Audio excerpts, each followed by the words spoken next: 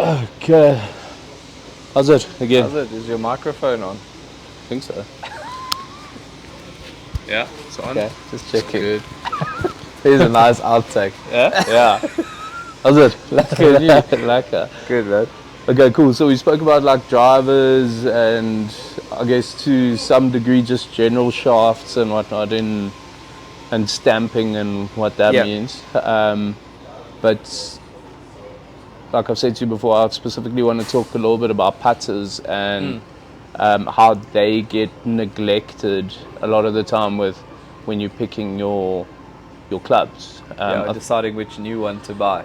Yeah, or just I don't know. I like the look of this putter, so I get Yeah. it. Or it's on special or something like that. And I think Sure. it's such a neglected part of most people's game, with actually getting the right putter for you. I mean, I've found that before.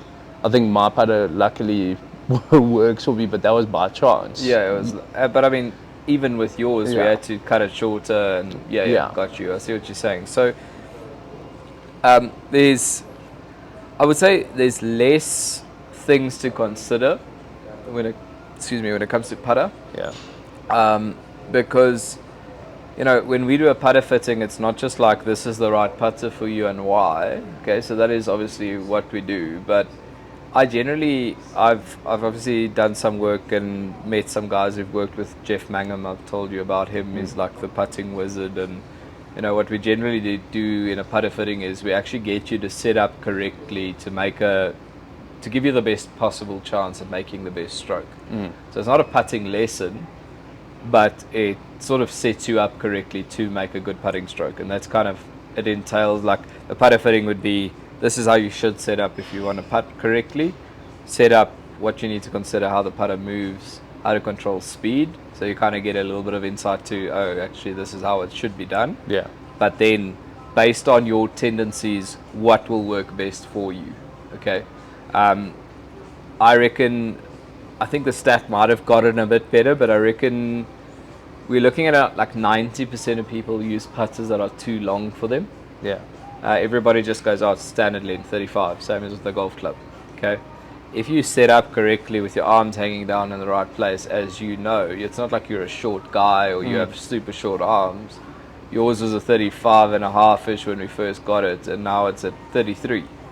Yeah, so it might actually be 32. Yeah, so Yeah, I mean, it was just like, and you still feel like, geez, it could even maybe, because of the setup, now that you don't have to be so far and the arms aren't flared out, like correct setup there makes us make the decision of what is the correct length, because then based on that, the club will sit a lot more sort of flush on the ground, and it takes out all like the unnecessary movements that we do make with our sort of elbows and wrists, and there's a lot of unnecessary movements that we see playing with our mates daily, or when I'm playing with students, or even just watching guys on the putting green. I kind of go, this guy just needs to know what to do, and he needs the right length putter. And I think like if you get those two things in terms of what moves the putter, the putter length, the general setup things right, you're almost like 75% of the way there. The other things to consider there are obviously going to be the lie angle and the loft on the putter. And it sounds silly because you're like, why do I need to worry about loft on my putter? Because as you've seen on TrackMan with skid versus roll, the ball, obviously we don't want it bouncing if it has too much loft, and we don't want it to almost like skid too much. There's a lot of things to consider, but if you get the loft and the putter and the lie angle and the length of the club, generally what you're going to have is quite a neutral delivery of face and path, which obviously then starts the ball on line. And then the more neutral you are, the less side spin, because you can put side spin on a putt if you're cutting across it severely, or if you're severely into out and shutting the face with your hands. You actually start changing the axis of the ball, the whole Bryson thing, Epsom salts, whatever, to find that middle point. Yeah. That won't work for you, because when you hit the ball, it's actually spinning sideways instead of rolling end over end. It's always going to skid. What we're trying to avoid is it generally skids about sort of 10-15% of the way is like our benchmark there. We obviously look at trying to get like a 90 and above roll percentage on a putt. And that's kind of what we do in here, is we test which one gives you that result, but then we also measure afterwards, what's the loft on that putter? Can we take a bit of loft off, or do you need a bit more loft because you may be a little bit too steep and you're getting down on it a bit too much, which will make it bounce. And as soon as the ball bounces, it loses speed and it takes more break.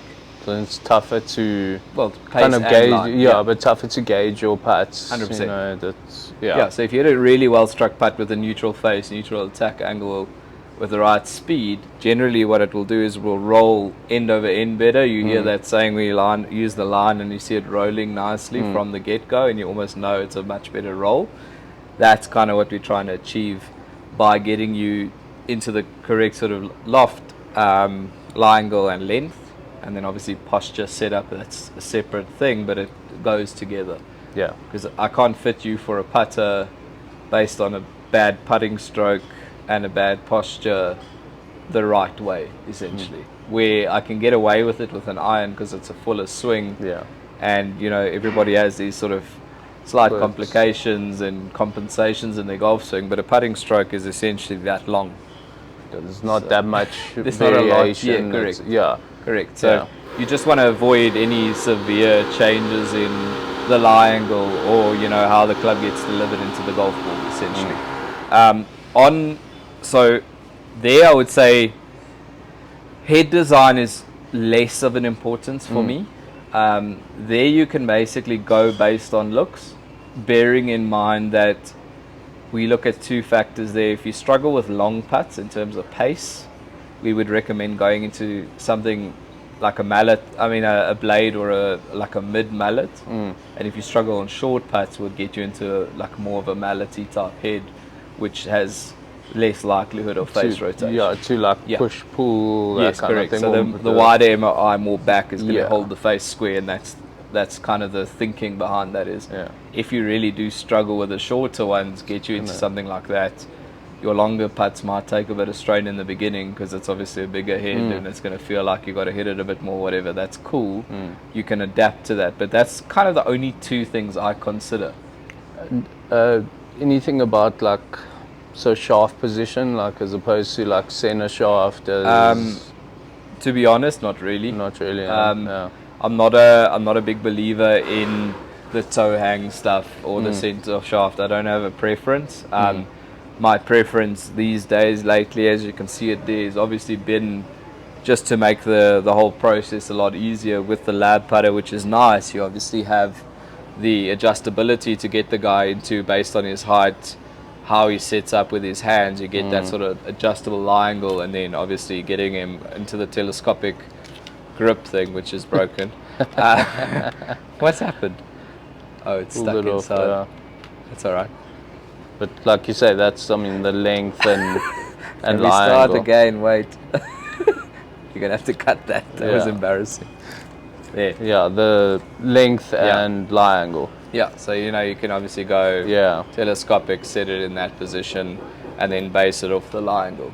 The reason why I say that is obviously we know lab's taken off quite a lot recently, and it's because what I'm trying to do when I teach somebody putting is try and keep the face as square as possible without any, you know, how I've shown you where you feel like it's a straight putting stroke, but you kind of hold the face off and open. Where this one here, you can still do that, but that's you manipulating. And the reason why you do that is the fear of a pull. Yeah.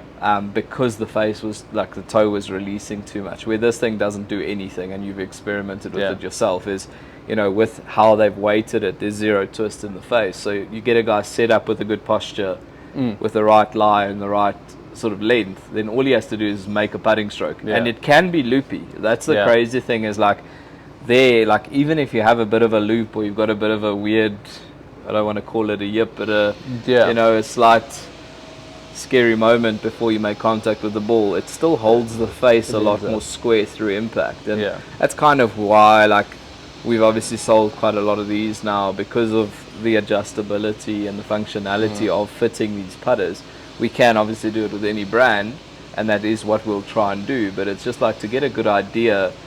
I don't really look at the head style unless you say, yeah, like I have no issue on short putts, my long putts are a problem, I'm going to let you try a blade. And vice versa. On the shorter ones, if you really do struggle, we'll try and get you into something that's a little bit more balanced and has a bit more MI to resist to that sort of twisting motion.